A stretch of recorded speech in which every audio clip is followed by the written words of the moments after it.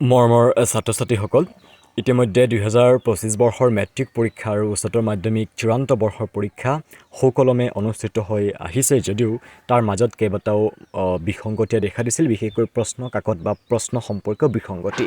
এই জটিল প্ৰশ্ন সম্পৰ্কীয় বিসংগতিয়ে দেখা দিছে। চ' ইয়াক লৈ ছাত্ৰ-ছাত্ৰীসকলৰ মনত নিশ্চয়কৈ প্ৰশ্ন উদয় হৈছে যে এইবাৰৰ কাৰণে তেওঁলোকৰ যিটো গ্ৰেছ মাৰ্কছ দিয়া হয় এইটো কিমানকৈ দিয়া হ'ব, কোনে কোনে পাব আৰু কিমানকৈ দিয়া হ'ব, এই সম্পৰ্কে শিক্ষামন্ত্ৰীয়ে কি ক'লে, কিমান মাৰ্কছ দিয়া হ'ব, কোনে কোনে পাব, এই গোটেইখিনি কথা আজিৰ ভিডিঅ'টোত মই তোমালোকৰ সৈতে শ্বেয়াৰ কৰিম। গতিকে তোমালোকে ভিডিঅ'টো শেষলৈ চাবা, স্কিপ নকৰাকৈ শেষলৈ চাবা, তোমালোকে গোটেইখিনি তোমালোকৰ ডাউট ক্লিয়াৰ হৈ যাব। চ' মৰমৰ ছাত্ৰ ছাত্ৰীসকল, তোমালোকে এটা কথা জানা যে যিটো তোমালোকৰ গ্ৰেছ মাৰ্কছ দিয়া হয় সেইটো কাক কাক দিয়া হয়, অলপ হ'লেও তোমালোকৰ হয়তো সাম্য ধাৰণা তোমালোকৰ আছে। যদিহে নাই, মই তোমালোকৰ এই ভিডিঅ'টোত তোমালোকৰ এই ধাৰণাটো ক্লিয়াৰিফিকেশ্যন কৰি দিম। আৰু প্ৰত্যেকখন ছাবজেক্টত গ্ৰেছ মাৰ্কছ কিন্তু দিয়া নহয়। এইটো এটা তোমালোকৰ ভ্ৰান্ত ডাঙৰ এটা ভুল ধাৰণা আছিল যে প্ৰতি ছাবজেক্টত দিয়া হয় বুলি বহুতে ভাবে, কিন্তু প্ৰতি ছাবজেক্টত দিয়া নহয়। আৰু প্ৰতিগৰাকী যে ষ্টুডেণ্টক দিয়া হয় সেয়াও কিন্তু সত্য নহয়। এইটো এটা বিভিন্ন বেলেগ পদ্ধতি আছে। চ' সেই পদ্ধতিটো কেনেকৈ দিয়া হয় মই আৰু এইবাৰ কেনেকৈ দিয়া হ'ব তোমালোকক মই সেইটো বুজাই দি আছোঁ। চোৱা, ইয়াত দেখাইছে তোমালোকে যে এজন ছাত্ৰই ইংলিছত পাইছে কিমান, 20 পাইছে, ঠিক আছে। আছামিজত 70 পাইছে, গণিতত পাইছে 50, ছ'চিয়েলত পাইছে 30 আৰু বেলেগ ছায়েন্সত পাইছে 45। তো মোটামুটি মাৰ্কছ পাই গৈছে বাকী ছাবজেক্টবোৰত, কিন্তু তোৰ মাৰ্কছটো ক'ত কম হৈ আছে তোমালোকে দেখিছে, ইংলিছত কম হৈ আছে। কিমান পাইছে, মাত্ৰ 20 পাইছে। কিন্তু ইংলিছ ছাবজেক্টটো যিহেতুকে কম্পালচাৰী, তাত পাছ কৰিবই লাগিব।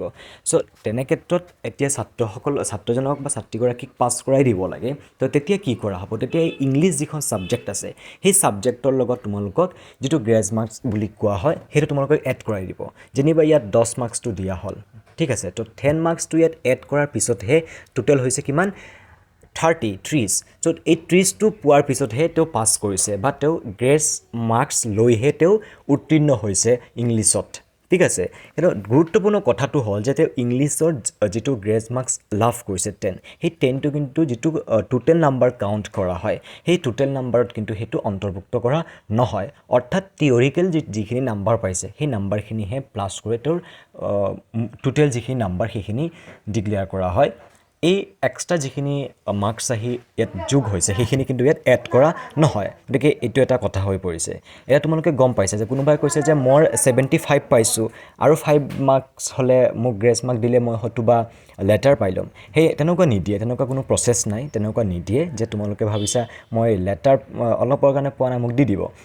এইটো লেটাৰৰ ক্ষেত্ৰত নিদিয়ে। বা তোমালোকে যেনিবা দুটা ছাবজেক্টত ফেইল কৰিছা, চ' সেই দুটা ছাবজেক্টত তোমালোকৰ যে গ্ৰেছ মাৰ্ক দি দিব তেনেকুৱা কথা আহি নপৰে, যেনিবা কেতিয়া হৈও যায়, ঠিক আছে। চ' এইটো সেই প্ৰচেছ। তোমালোকে যিকোনো এখন ছাবজেক্টত ফেইল কৰি দিছা যিখন কম্পালচাৰী হয়, তোমালোকে এৰাব নোৱাৰা, সেই ছাবজেক্টখনত তোমালোকে ফেইল কৰি দিছা। চ' বাকী ছাবজেক্টবোৰত মোটামুটি মানে পাছ কৰি আহিছা। চ' তেনে ক্ষেত্ৰত তোমালোকৰ এই গ্ৰেছ মাৰ্কছটো তোমালোকক এড কৰি দিয়া হ'ব যে এইবাৰ 15 দিব, এইবাৰ 20 দিব, ছ'চিয়েলত টাফ হৈছে অলপ বঢ়াই দিব। এইবোৰ সম্পূৰ্ণ এক ভুল ধাৰণা আৰু এক ভুল বাৰ্তা। এনেকুৱা ভুল বাৰ্তাসমূহত তোমালোক নাযাবা, এই সম্পূৰ্ণ মিছা তথ্যৰ ওপৰত আধাৰিত। চ' এয়াই মই যিখিনি কৈছোঁ এইখিনি হৈছে সত্য আৰু এনেকুৱা ধৰণৰ প্ৰচেছিংটো থাকে। আশা কৰোঁ এই সম্পৰ্কে তোমালোকৰ ভ্ৰান্ত ধাৰণা দূৰ হৈছে আৰু বাকী যিখিনি উৰা বাতৰি আছে সেইবোৰত তোমালোকে মন নিদিবা। শেষলৈ চোৱাৰ বাবে ধন্যবাদ।